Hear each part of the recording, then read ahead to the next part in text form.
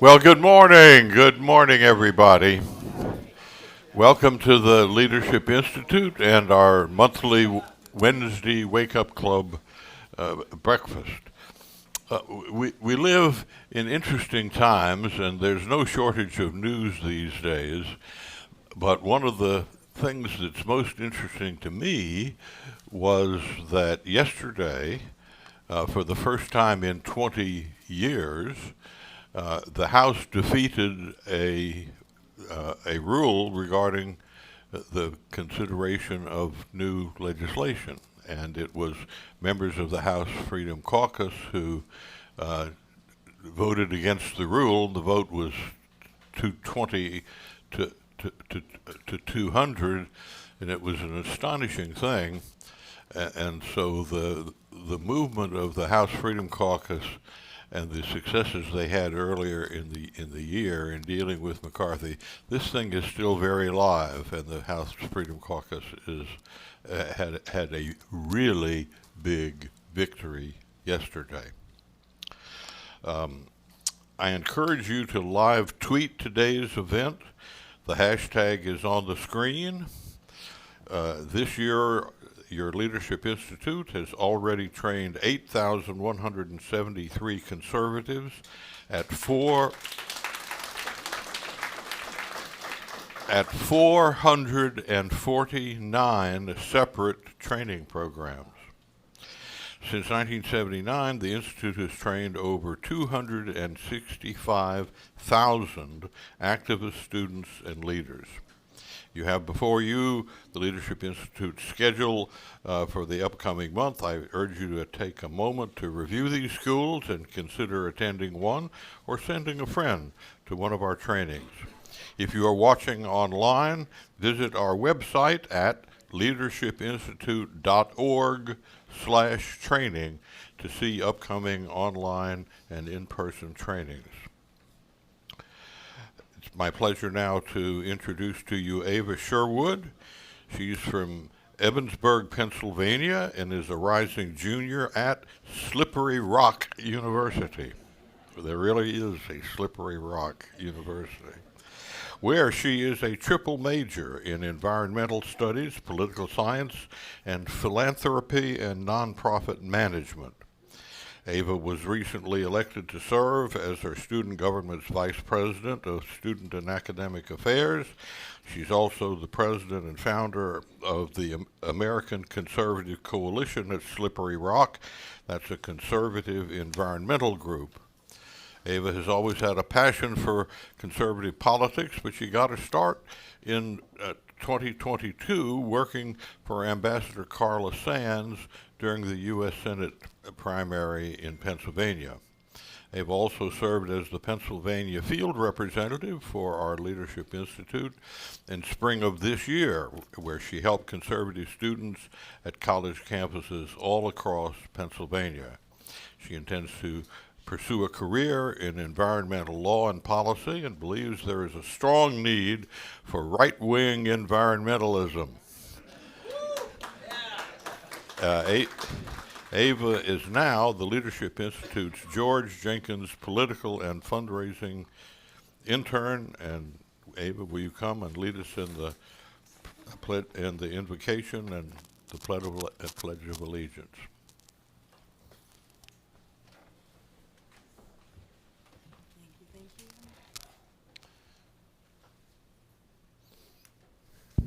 There we go. Thank you so much, Morton. Good morning, everyone. If you could all join me in prayer. Our Father, who art in heaven, hallowed be thy name. Thy kingdom come, thy will be done, on earth as it is in heaven. Give us this day our daily bread, and forgive us our trespasses, as we forgive those who trespass against us. And lead us not into temptation, but deliver us from evil. Amen. If you could all now please stand for the pledge.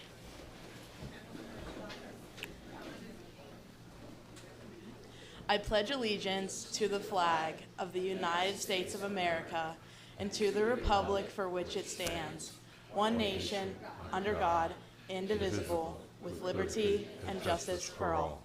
Thank you.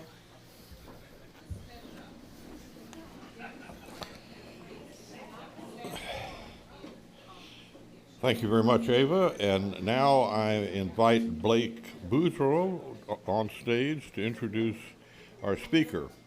Blake is from Yorktown, Virginia, and attends the University of Virginia, where he is majoring in politics. Blake is active in conservative groups on UVA's grounds, serving as the Vice President of Campaigns for the College Republicans and Vice President for the Burke Society. He is also a correspondent for the Leadership Institute's Campus News website, Campus Reform. Outside of politics, Blake is a member of his local church and participates in the Reformed University Fellowship. Blake is an external affairs intern here at the Leadership Institute. Blake, step up and introduce our speaker, please.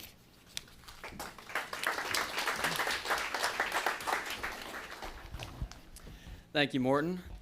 Stephen Moore, who formerly wrote on the economy and public policy for the Wall Street Journal, is a distinguished fellow in economics at the Heritage Foundation. Moore, who is also a member of the journal's editorial board, returned to Heritage in January 2014, about 25 years after his tenure as the leading conservative think tank's Grover M. Herman Fellow in Budgetary Affairs from 1984 to 1987. As a distinguished fellow at Heritage, Moore focuses on advancing public policies that increase the rate of economic growth to help the United States retain its position as the global economic superpower. He also works on budget, fiscal, and monetary policy and showcases states that get fiscal houses in order. Moore's early career was shaped by three people who had a profound influence on him: Julian Simon, the late Cato Institute scholar, Edwin J. Follner, co-founder of Heritage, and Art Laffer, the economist best known for the Laffer curve. Moore calls his creation of the Club for Growth the defining moment of his career. The organization, which he left in 2004, helps elect conservative members of Congress, including Heritage President Jim DeMint when he first ran for Senate. Moore next founded the Free Enterprise Fund before joining the Wall Street Journal. As senior economics writer for the newspaper's editorial board, he covered Washington policy debates and state issues. Moore, who grew up in New Trier Township, Illinois, received a Bachelor of Arts degree from the University of Illinois at Urbana-Champaign. He holds a Master of Arts in Economics from George Mason University. There will be a question and answer section at the end. During that time, please hold your questions until the microphone is brought to you. And without further ado, please welcome Stephen Moore.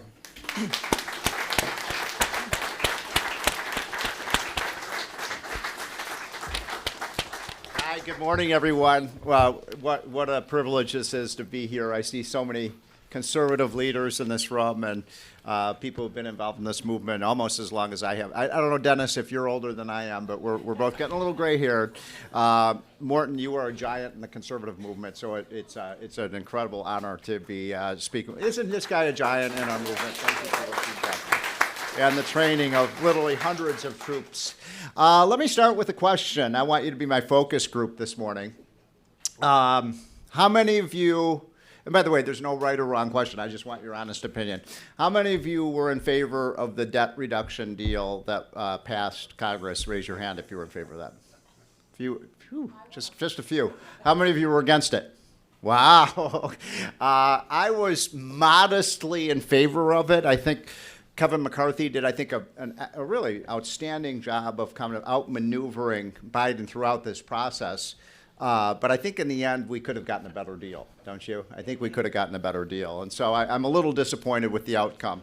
But the reason I bring that up, though, is that I think that, you know, you're all here, especially the young people, because you want to make a difference. You want to change the world. You want to protect free enterprise and make America a prosperous place again. And one of the things that we really discovered at the beginning of this year is what just a few people could do. Remember, we had the revolt that started the year where there were, about 20 Republicans who would not vote for Kevin McCarthy as Speaker. And this is a really important teachable moment for our movement, because you may recall, Morton, everyone was against them. I mean, even some of our friends, Mark me. Levin, why are they doing this? And Fox News was against them. The place that I revere, the Wall Street Journal editorial page, was against them. And of course, all the liberal media was against them. And these courageous 10 or 15 or 20 people really stood up and said, no, we're going to make a statement here. And it was an incredibly effective technique. And there's no question in my mind. And by the way, I don't agree with every tactic they used, and some of the things I disagreed with, but it was so courageous and so heroic that these people, and Chip Roy, of course, was one of the leaders of that revolt. And I'm here to tell you that I really believe that they, in the end, Kevin McCarthy, after what, Dennis, like 15 or 20 votes, he was finally nominated as Speaker of the House. But it really changed the whole direction of this Congress, and it gave these guys some spinal fluid. And I really believe Kevin McCarthy is a much better speaker. I mean, so far I'd have to say and I've had my run-ins with Kevin McCarthy over the years, and I've known him for a long, long time. I think he's really been a much more effective speaker, and the Republicans in the House are taking a much harder line on these things on the budget. And so there's a lesson there. Sometimes just a few people can stand up and really make a difference and change things. Okay, so what I want to talk to you this morning about is kind of what is going on with our economy and how do we fix things. By the way, I just saw literally 5 minutes ago on this just came across I get the Wall Street Journal app on my phone, and I don't know if you saw this, but they've decided they are going to rename the BATF. Did you hear about this? It is now going to be called the Bureau of Alcohol, Tobacco, Firearms, Dishwashers, Gas Stoves, and air conditioners. So we live in strange times, don't we? Okay. So do we have this set up? Oh, the clicker's right here. Okay. Okay, so the Bidenomics calamity, because it is a calamity. So I want to show you what's going on here. First of all, how many would you agree with me that never, never, never, never, never, never, never again should we allow the government to shut down our schools? Never again should we allow them to shut down our churches. Never again should they be allowed to shut down our businesses, our restaurants. I believe this was the greatest abuse of power in the history of this country, at least in our lifetime. And it was a complete calamity in every single way. And so the effects of this will linger on for a long, long time. You see what's happened with what's happening with the schools and the test scores. I mean, kids, this was an incredible the greatest episode of child abuse in the history of this country is what happened during COVID. So let's just look at what happened. I think it was James Madison who said that crisis is the rallying cry of the tyrant. Crisis is the rallying cry of the tyrant. And throughout American history, when has government grown? During a crisis. And so here we had this, quote, crisis of COVID. And you can see in this chart that what did government do? They assumed massive amounts of unprecedented power, and they spent money like we've never seen before in history. And so you can see, and by the way, I worked for Donald Trump. I was one of our senior economic advisors. I think he was, when it came to the economy, a great, great president, right? His policies on the economy were fantastic. But he made mistakes at the beginning of COVID. And by the way, I was in many meetings with him in the Oval Office. I got to tell you, Donald Trump did not want to shut down the economy. He did not want to. He made every time I see the president, I always say, Mr. President, the biggest mistake you made as president was not firing Tony Fauci, right, who was an outrage and was wrong on everything that he did. But what we did was just piled on money. We used this as an excuse to spend money. And you can see over that period, we spent $6 trillion to alleviate the crisis. Now, that is more money than the United States government spent adjusted for inflation to win World War II. So that just gives you the magnitude of the enormous expansion of government during this period. Now, what's the worst part about this is that, look, when the economy was shut down, obviously the government had to, we shouldn't have shut down the economy in the first place, but when it was, you had to have the government step in and provide funding for the economy, or else we would have completely collapsed. But what Biden did, so when Biden came into office, the COVID crisis was over, right? He didn't save us from COVID. The COVID crisis was over by January 2021. We had the vaccine, and I know everybody has different opinions about the vaccine. My opinion is the first, dosages were probably good. I'm not sure we needed to continue to give people, these vaccines. But nonetheless, the crisis was over. And yet, what was the old saying by, what was it, Rahm Emanuel Dennis, who said, a crisis is a terrible thing to waste, right? And so they see, what the left did quite deviously was they used the COVID crisis to expand the government in ways that had, every dingbat left-wing idea they'd ever come up with was packaged in all of these government spending programs. And so Biden has spent in his first 18 months in office, he spent $4 trillion. The debt is up by $6 trillion just under Biden. Now, this is what's really scary to me and should be scary to everyone who is a conservative, which is everyone in this room.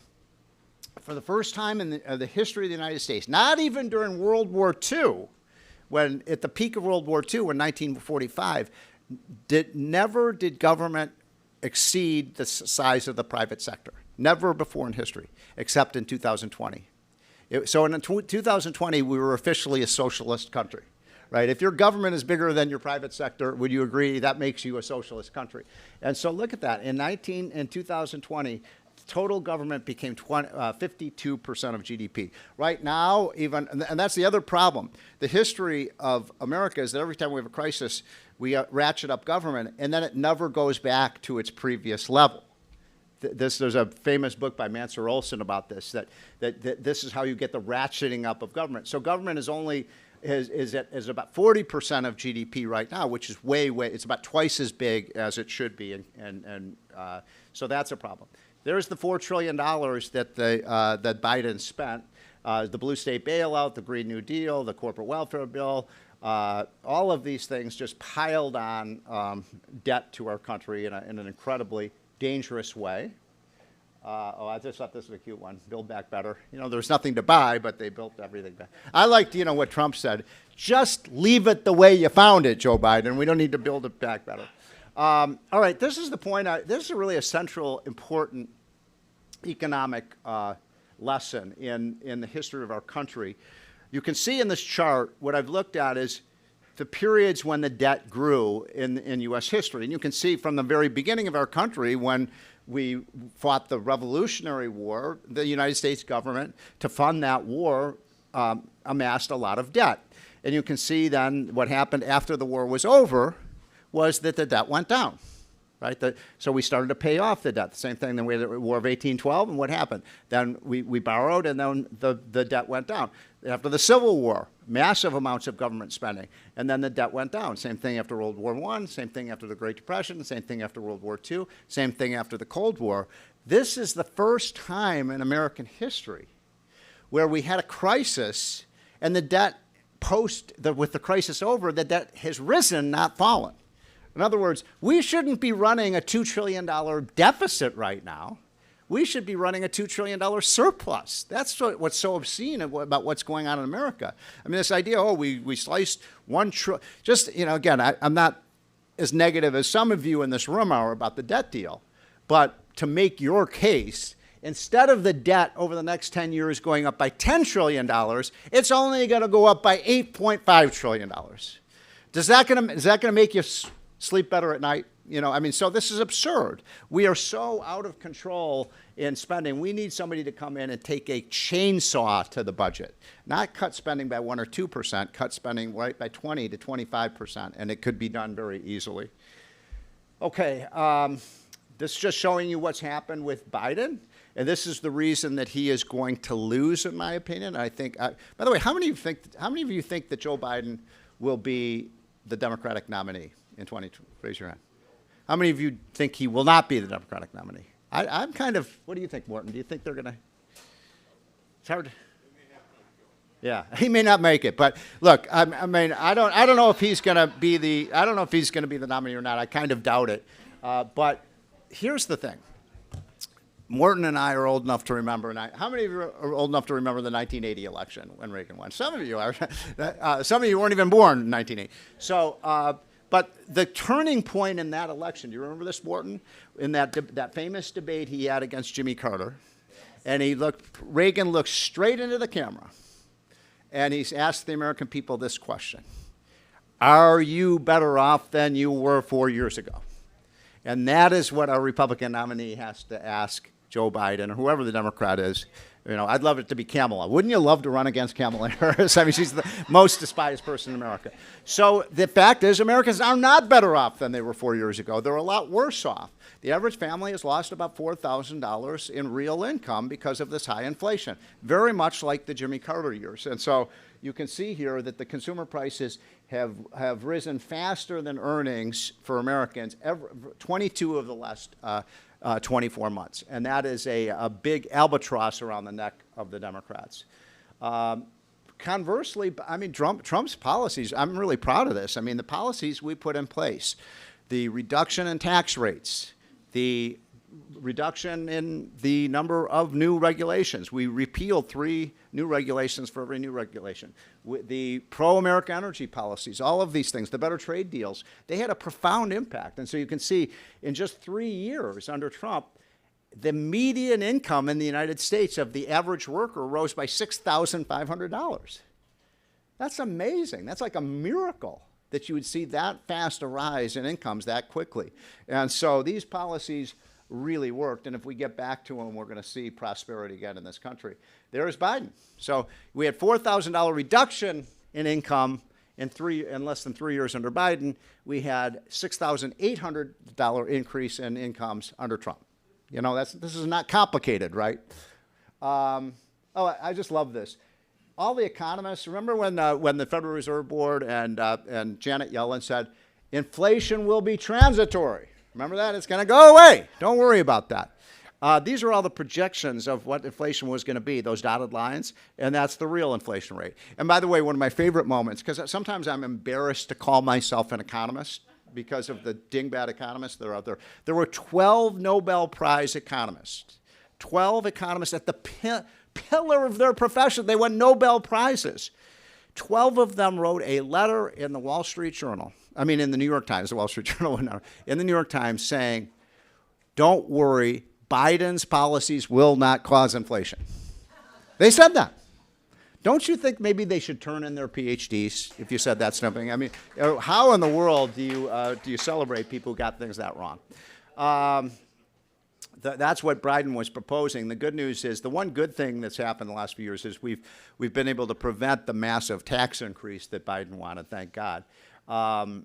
Lower tax rates mean higher revenues. Look what happened to Reagan. You can see the green line is the revenues. The red line is the lower rates. You know, this is Art Laffer. This is Adam Smith. This is just simple economics, that when you lower tax rates, good things happen in the economy. You can see at the tail end there, you can see when we did the Trump tax cut, the rates came down and the revenues went up.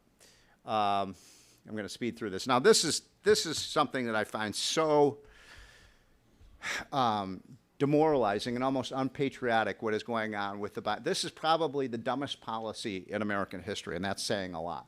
So the green line here is this is energy production. The green line is U.S. energy production, oil and gas production. By the way, we get 65% of our energy today from oil and gas. Anybody who thinks we're going to be able to live without oil and gas is truly deranged. And so you can see the yellow line is Saudi Arabia, and the red line is Russia. And what's interesting about this, look at from 2007 to 2019, the United States tripled its oil and gas production. Tripled. Morton, you and I are old enough to remember when they said, we're running out of energy, remember? We're going to drill the last barrel of oil. Remember that, Dennis? There will be no more oil left in the United States. Nobody predicted that you would see a tripling in the oil and gas production. Why'd that happen? It was called the shale revolution. It was innovation. It was fracking. Fracking. Terrible. It was horizontal drilling. These drillers now can drill 2 miles down deep into the ground. It's kind of incredible, the technology. And then what horizontal drilling was is then they can, like a spider web, these drills, the wells can be going any direction. So the footprint on the ground is very small, and they were able to massively increase our production of oil and gas. It's not as if all of a sudden God endowed America with this oil and gas. It was been there for millenniums. It was that we finally figured out how to crack the code and get at this. And so you saw a tripling of the U.S. oil and gas production. And I'll never forget from my first meeting with Trump, which was in October of 2015. I remember Larry Kudlow and I sat down with him, and we said, and I said to him, Donald, because at that time we called him Donald, I said, if we were to just go all in on American energy, I said, by the end of your first term as president, the United States can be energy independent. And I'll never forget, Trump shook his finger at me. He said, Steve, I don't want America to be energy independent. I want America to be energy dominant. And we became energy dominant. And look at that. By the end of 2019, because of the all-in energy policy, we were producing more oil and gas than Russia and Saudi Arabia. What's the big news this week on the economy? Oh my God, the Saudis are going to cut their oil production by 1 million barrels a day. How many times did we talk about OPEC when Trump was president? Never. There was no OPEC. You can't have a cartel when the number one producer in the world isn't part of your cartel. And that was the United States. So we had completely flattened. We had defanged that tiger of OPEC. Now, what's so scary about this is, and I'm not making this up, this is the Biden plan. They want to take U.S. oil production from 12 million barrels a day to 0. I mean, that is lunatic. That is crazy. Who do you think is going to benefit from this? Saudi Arabia, Russia, China, Iran, Venezuela, OPEC. It's not like the world's going to consume less oil and gas. It's just it's not going to come from Texas. It's not going to come from Oklahoma. It's not going to come from West Virginia or North Dakota. It's going to come from all our enemies. We are truly. Remember how Trump used to say that our enemies, other countries, are laughing behind our back? I guarantee you that's what we're doing here. So this policy is quite sinister, and it has to be reversed. And I guarantee you that if we have a Republican president, that we're going to continue to produce oil and gas. By the way, this is amazing. Look at China. China's coal production. Does anybody in this room think that President Xi cares about climate change? I mean, there's only two people in the world who think that, Joe Biden and John Kerry. Right? John Kerry's oh yeah, we're having these great discussions with the Chinese in Beijing, and they're really committed to reducing their carbon footprint. No, they're not. They don't care about climate change. They're trying to take over the world. And one of the most strategic resources, other than technology, is energy. The whole geopolitical map of the last 75 years has been dominated by the Middle East and the countries that have oil and gas. So we're just basically shooting ourselves in the foot. It's really quite depressing. I'm just going to move along. We've reduced, I mentioned this in my testimony yesterday, we've reduced our air pollution levels. Most kids don't know this, but when you ask the average school kid at a high school kid or a college age student, and I know we have a lot of college students in this room. When I go on college campuses, I don't do it as much as I used to, but I'd say, by the way, do you guys, I remember, I swear to God, I was at MIT, and I was asking a room full of about 100 kids, do you know where you get your electricity from? They go, well, of course, it comes right out of that. There's where it comes from. I'm like, people have no idea where their electric power comes from. We get 68% of our electric power from oil, gas, coal. Another 20% comes from nuclear power. By the way, why is the left against nuclear power? It emits 0 emissions. So this is just an assault against American prosperity. It has nothing to do with changing the planet. But anyway, we've cleaned our air more than any other country in the world. None of the other countries are complying with any of these. Here's the Paris Climate Accord. The only country, the only country in the world who's complied with that, the United States, and we didn't even sign it. So we've reduced our carbon emissions more than any other country. By the way, anybody know how that happened? 2 words: natural gas. The more natural gas you use, the less pollution you have. I'll just end on this. You know, we got a lot. The real talent pool of the Republican Party right now is the governors, and we have outstanding governors, including our great governor here in Virginia, Glenn Youngkin, who I think has been an incredible governor. But I just want to point out that the states, the governors really did. The one smart thing that Trump really did on COVID is that he basically said, we're going to let the states decide what the policy should be. Thank God. I guarantee you, if Joe Biden had been president in 2020, he would have shut down the whole U.S. economy. It would have been catastrophic. What kept our economy going was that states like Florida and Texas and some of those Midwestern states and Arizona stayed open. And you can see the green states are the ones that did the best job of dealing with COVID. That black state there is New Jersey. They were by far the worst. Look at the blue states shut down, and the Republican states stayed open. Almost, you know, there's one or two exceptions. But my point is, look at the great governors. We all love Ron DeSantis. He's been a spectacular governor. We've got great Governor Bill Lee. We've got a great governor in Georgia. My favorite governor, I'm just doing a little advertisement right now, the one I want, if I could handpick anybody to be the next president of the United States, it would be Kim Reynolds, the governor of Iowa, who is spectacular. So we have a lot of talent on our side. And finally, this is the last point I'll make. If you're arguing with liberals, I've been doing this for 30 years, almost as long as Morton, not quite as long. But the one argument that the left cannot explain, because, you know, they keep saying they're going to create a workers' paradise, you know, with all of their policies. It's going to be wonderful. We're going to have it's all about the working class Americans. The biggest story in America today that nobody's talking about is the meltdown of blue state America, and the fact that people in droves, by the millions, are leaving blue states and blue cities, and they're going to red states. And you can see this is the latest data from the census. Look at this. 2 million people in just the last 10 years have left California. 1.7 million people have left California. I mean, how do you screw up California, right? I mean, it's a paradise in terms of weather and things like that. And where are they going? Florida, Texas, Tennessee. By the way, for a bonus quiz, I'll give somebody a signed copy of my book if you can answer this question. What do Florida, Texas, and Tennessee have in common? How many of you raise your hand if you knew it was no income tax? So we have to work, Morton, to get Virginia to become a no income tax state. There are 9 states in this country that have no income tax, and they boom. So I'm going to stop there. I probably talked too long. If we have some time left for questions, absolutely. Happy to do it. Okay, thanks, folks. It's been really fun to chat with you about this.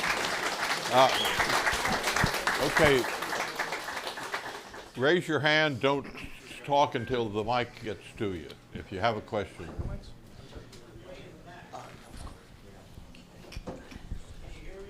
I can't hear you. You have to wait. No. You have to wait.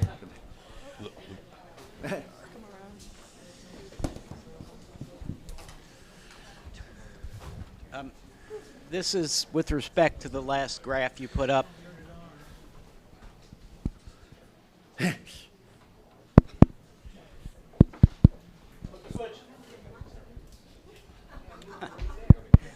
Technology. Yeah. We got it. Thank you. Got it. This is with respect, Mr. Moore, to the last chart you put up.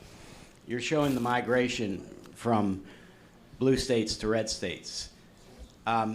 This is a two-edged sword, because many of these people that are leaving the blue states are bringing their politics with them. And so they're diluting and so the red states better be concerned about that. I know it's happening, because I know people that are leaving those blue states, and they're bringing their views and they're spreading their views within their new community. Yeah. Okay, so that's a great. And that's a challenge. Yeah, it is. So let me tell you the bad news and good news about this. The bad news is that you're right. That was the trend in over the last 25 years or so. That what was a good example is Colorado. Colorado used to be a pretty would you say it was a red state? At least it was a purple state, right, Dennis? And Colorado has turned into a blue state. There's no doubt. And how did that happen? How do you think that happened? Who moved into Colorado? Californians did. And so the liberal Californians moved into Colorado, and they turned it into and the same thing you can say even, New Hampshire, which used to be a solidly red state, is more purple now because, people from Boston and Massachusetts are moving in. But the good news is, if you live in a red state, that's not happening anymore. I mean, it is to some extent. But the people who are moving to Florida and Texas and Arizona right now are Republicans. Republicans are the ones who are leaving these blue states. And so, just to give you an example, and there is a double-edged sword to that, because, for example, Lee Zeldin, who ran for governor of New York and lost by just a couple of percentage points, he would be the governor of New York today, except for the fact that 1 million Republicans have moved out of New York and they're in Florida now. And so what all the evidence is showing is that what's happening is people are moving along ideological lines. So the people who, and it's not totally true, but mostly true, that Florida is becoming redder and New York is becoming bluer because people are leaving. People are self-selecting on the basis of an ideological basis. And so this is one of my big points, and I don't say this with happiness, but America is two countries right now. We're not one country today. We're two countries. We're red state America and blue state America. It's a fact. And I really believe the country is more ideologically divided than any time since the Civil War. And I'm not so sure how this is going to turn out, frankly. I mean, because you go to Massachusetts and then you go to Florida, you might as well be in two different countries, right? And so this is why I'm the only way out of this, the only way we can, quote, all get along is to have federalism, is to let states decide their own policies, right? That's the only solution. And what's devious about what think about everything that Biden has done since the day he entered office. It's all about federalizing everything, right? Everything is going to be federal. Elections are going to be federal. Welfare policy is going to be federal. Healthcare is going to be federal, da-da-da. So they realize that the only way they can stop people from moving from blue states to red states is just to make us all the same. And that's why we have to fight that with states' rights and federalism. All right, I have a question on this side. What's that? Okay. Steve, Where are you? I was. Oh, there you are. I was very much taken by your slide showing that 52% of our GDP is now government. Well, that was in 2020. Right. Yeah. First time I met Dennis Stevens was about 25 years ago when he was working for Dick Armey. And I came did in. too. And I came worked in. for Dick Armey. I love that man. And I came in to talk about this radical idea called privatization. Yes. Conservatives don't talk about or advocate or advance privatization any longer. And if we're going to arrest that 52%, we got to start moving things out of the government. How do we get the conservative movement back on track with smaller government, getting government out of the way, leaving things to private enterprise? Well, it's a fantastic point. You and I should talk afterwards. I did work for Dick Armey, and one of the big projects I worked on with him was privatization. The first book I wrote was about, I mean, my God, do we still need a postal service? Come on, really? We have to have the government deliver the mail? Do we have to have the government run the trains? I mean, they're doing a wonderful job of it, right? I mean, so all of these things could be in the private sector. There's no question about it. And what really worries me is one of the things that the left is really pushing is these government-private partnerships. Oh, this is going to be great. All those are is just government imposing dictatorial power over our industries. So let's privatize everything. I love that. That should be a great theme of the next president.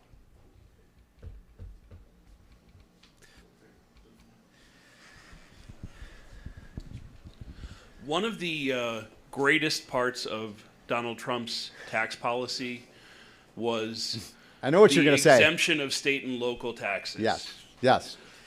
What other tools would you advise? Where is the other low-hanging fruit in good our point. tax code Yeah. for the next whomever the next president So of the United thank States you for is? saying that. Yeah. By the way, I fought tongue and tooth to every time, because I was very involved in the tax bill. And there were a lot of Republicans who wanted to take the deduction of state and local taxes to retain that. And this screwed the blue states. This was one of the best things we ever did. Because let me just give you an example. So California has a 14% income tax rate. Florida and Texas are at 0. You know, you do the math. You can buy a home in Florida for the cost of just moving, you know, and the money you save in taxes. But when you had state deductibility, when you had federal deductibility, what basically was happening was that taxpayer in California was really only paying an effective rate of about 8%, and the other 6% was being borne by, it was a way of basically exporting their tax burden to other states. So we got rid of that, and it has only accelerated the movement out of high tax states. And the irony is, this is one of my favorite parts of the story, is so, you know, the people really getting hit by those high tax rates are millionaires and billionaires. And so it's just so much fun, isn't it, Dennis, to watch the Democrats say, oh, we got to bring back the state local tax deduction. That would be the biggest tax cut for the top 1% in America. I thought they were trying to make the rich pay their fair share. So the next thing we need to do is we need to get rid of the tax deduction on municipal bonds. Why should you know, municipality that buys this has to do with your point about privatization. One of the reasons we don't have more privatization of the infrastructure is because if you build it publicly, you get to deduct the interest. If it's a private company, you don't. That doesn't make any sense. So let's get rid of that as well. By the way, that would really screw the blue cities because they're so in debt. So that would be a high one. Then we got to just look. Let's just have a flat tax, for goodness sake. Let's just get rid of all the deductions, all the loopholes, and just have one rate. And that would be, you know, I'm a Steve Forbes guy, so I just love that idea. Maybe one or two more quick ones, and then. Okay, let's take a question right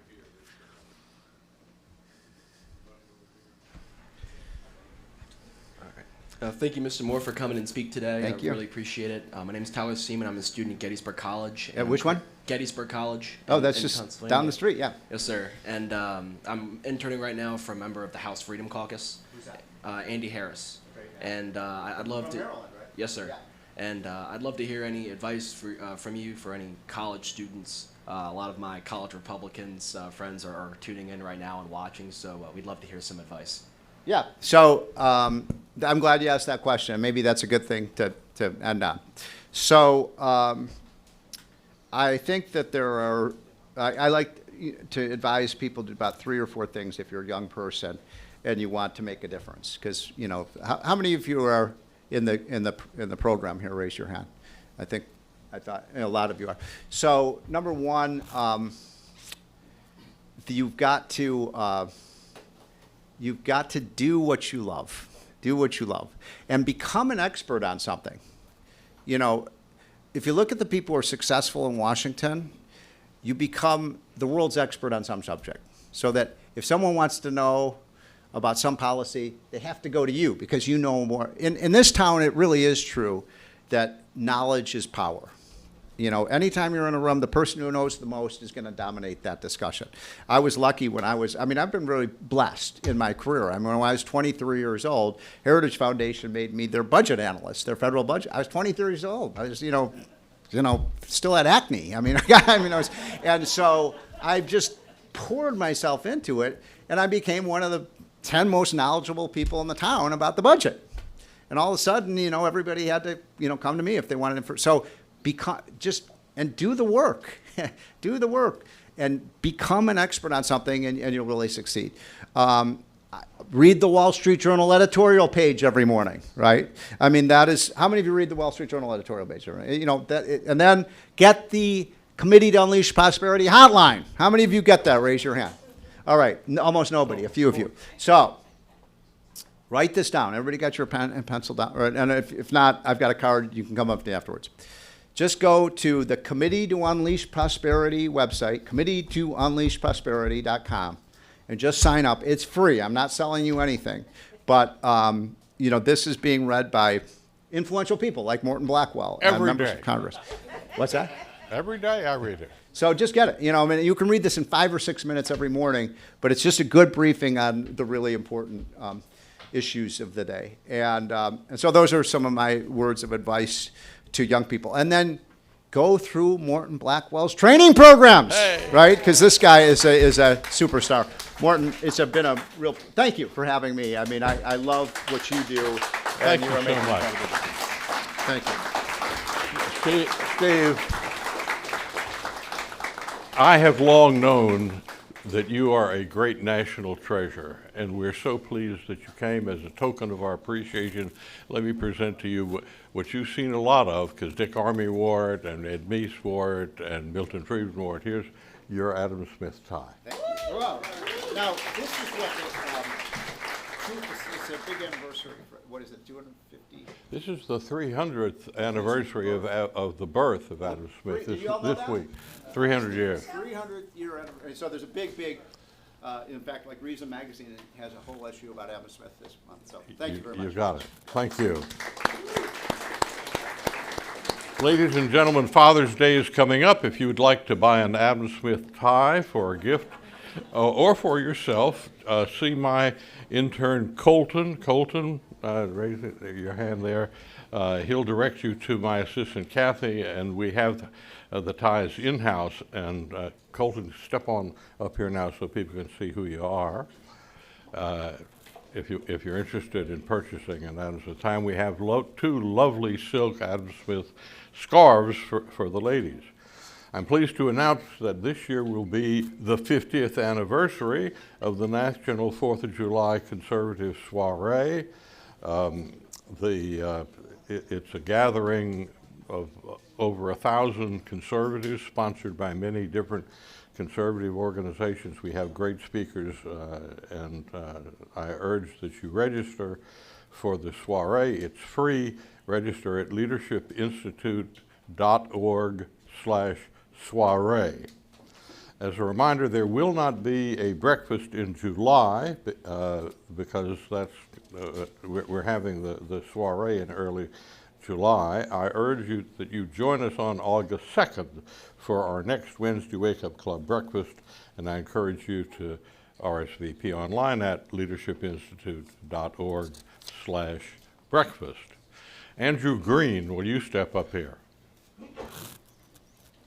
You shouldn't have been that far back.